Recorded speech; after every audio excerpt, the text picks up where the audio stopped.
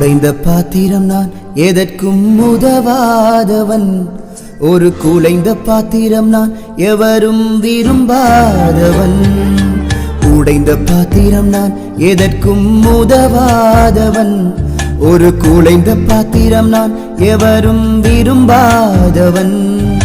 குயவன் கையில் பிசையும் களிமண் போல, குயவன் கையில் பிசையும் களிமண் போல, என் சித்தம் அல்ல சித்தம் போலாக்கும்.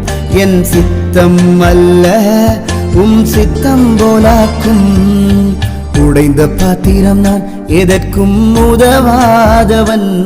ஒரு குலைந்த பாத்திரம் நான் எவரும் விரும்பாதவன்.